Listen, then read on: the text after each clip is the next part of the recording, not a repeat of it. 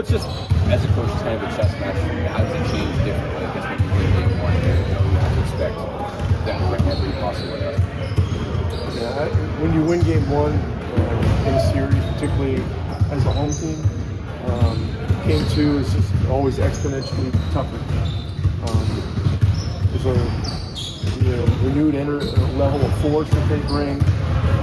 There's all kinds of possibilities with lineup things, all that kind of stuff. But we've got to be ready for anything, not be surprised by anything. But again, it's going to come down to execution of the basics. We got to do a good job with the possession stats. We got to rebound well, and we got to try to make it hard on Giannis. I mean, the guy's one of the top 3 players in the world. It's pretty obvious as of yesterday. How do you prepare for anything? I guess. I mean, I know that's a odd question to ask. But I mean, knowing all the things that could be different, how do you get guys? What do you do in the course of the practice to say, like, hey, they could do this, they could do that? Like, how do you try to get everything?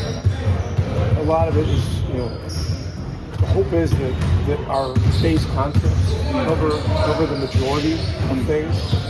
But when there's a potential to add a guy like Lillard to the mix, I mean that's extreme.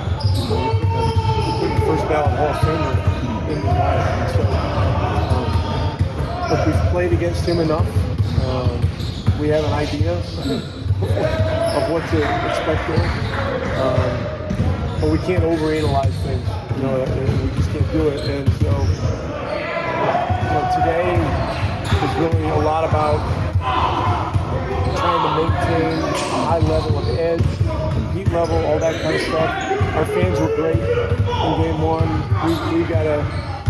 We've got to do our job to make the building even louder for game two.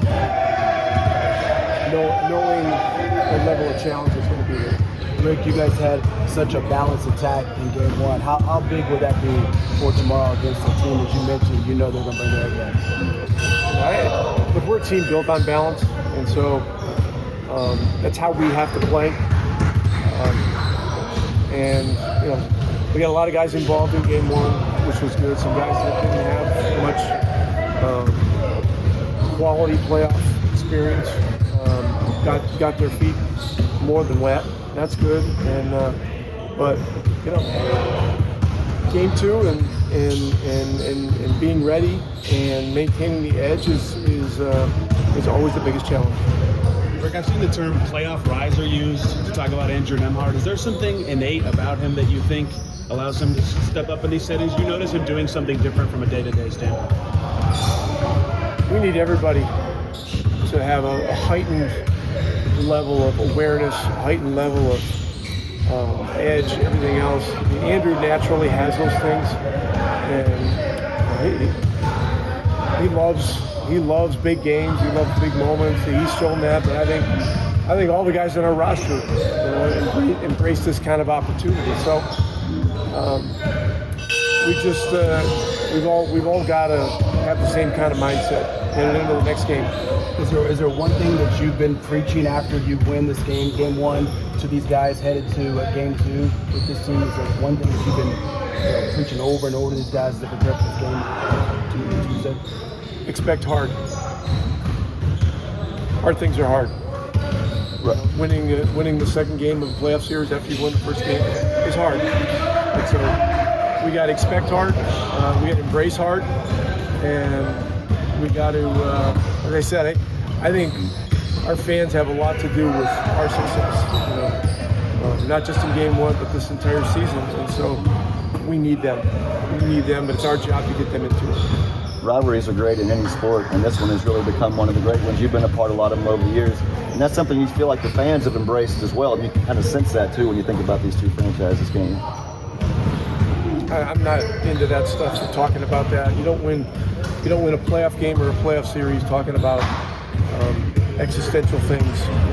It's not about words. It's about actions, and it's about being ready and being braced for the competition. When you win a game one like that at home, maybe even more pressure to take game two to keep that home court advantage, but you realize you're going to get their best punch. What are you expecting tomorrow night? Of course, we know game two is going to be a lot harder than game one. Obviously it feels good to get the first one out the way, but the series is just not going to start it. Game one is to get your baseline, you make adjustments from there, and then the real fun begins. Ty just used the term, we've heard it before about Drew called playoff riser. Do you think that's something innate about him, or what do you see in his prep that makes him hit a different level when the postseason comes? I think Drew's just he's a gamer, man. He's a competitor. So I think when those moments arise, and there's some special players that just take their talents to astronomical heights. He's one of those guys who's proven it over and over and over again. So we just gotta continue to keep doing so. How do you physically prepare for the rigors of a game or a series against Giannis with how much contact there tends to be on both ends of the floor? Honestly, you just take for what it is. Sometimes you gotta lose the battle, win the war. So he's gonna score, his couple of points and whatnot. But it's a matter of just taking hits, slowing him down. You've played against so many different people, man. Is there something different about his strength and just the contact that is created with him specifically? Just aggression, man. I think he goes downhill with just a reckless abandonment at times, and he knows how to use his body really well. So it's a matter of counteracting. It's just a big chess match at the end of the day. You talked just when I asked about defense out of the game, you said you did decent. It sounded like you knew there was areas you could do better. When you watched film, what did it look different than you expected? Did it look the same as you expected? Like what stood out to you and actually got to fully evaluate? You can really try to break every single thing down and try to schematically stop. They're going to score at the end of the day. You know what I mean? It's playoff basketball, but it's just a matter of making it harder on them than maybe it was in regular season form or with the regular actions or maybe get to a second or a third option. So defensively, I thought it was decent. I think we did a pretty good job, especially when the team won 100 points. But there are areas of improvements and areas of focus that we get better at. What's the one thing that you're sharing with the guys on the team as you get ready for this tough game you're expected to be back to? Just continue to lose yourself in the moment. This is the best time of the year. It's fun. That's what it's supposed to be. It's not supposed to be, this pressure that people, I think, put with it. And I think pressure's a privilege at this point. We work really hard to get to this point. So lose yourself in the moment, have fun, compete. When you're at home, just taking all the sights and just keep working. When you got here, you're just a kid. Now you're one of the longest tenured Pacers of all time. What kind of pride do you take about how that building erupts and comes to life and knowing how beloved you are as well? Oh, yeah, that's awesome, man. When you get a big shot, or honestly, here in Indiana, it's not really about the shots, it's about playing hard, man. You drive on the floor, you get a big block, or you get a big defensive stop. I think that's in the crowd, erupts the most. That's what they resonate with the most. So, that's what I'm built. That's what I'm built for. That's what I'm built and what I've been about. It's Blue Collar City, bro. So I enjoy seeing the little things that add up. Speaking of the crowd, how big were they in game one? How much do you need tomorrow night? No, astronomical, man. Enormous. Even the little stuff like counting in the free throws, like you think it's just fun and games. But, I think when the entire crowd just gets locked in on a moment like that, like the energy and all that type of stuff, the momentum that comes with that can shift is crazy. So that's just one of the best places to play basketball. That took a lot of attention around the country when they were counting his free throws. Does that just tell you just how legit the fans are here, how they know basketball, how they're always in these games? They're passionate, man. At the end of the day, Indiana's just has a very passionate state when it comes to the game of basketball, and it physically manifests, through what you see on TV and what you see out there in person. These guys, they love it out there and they love to compete. So yeah, man, it's a great game too. When you get a rebound, who are you looking at, and how are you getting the fast break started, quickly going from defense to offense? This nearest guy. Anybody bring the ball off the floor, especially my first unit. So just get it out quick or get that outlet and just get it up in 2 seconds or less. How about how Andrew was able to finish in the post when they were even getting back and he was almost going right through the place? Yeah, no, man, he's just he's stronger than he looks. He's a real heady guard. He can get downhill, knows how to use his body well as well. So I think he does a lot of great things for us. At this point, I imagine you guys have to imagine Davis coming back at some point in the series. How do you prepare for that?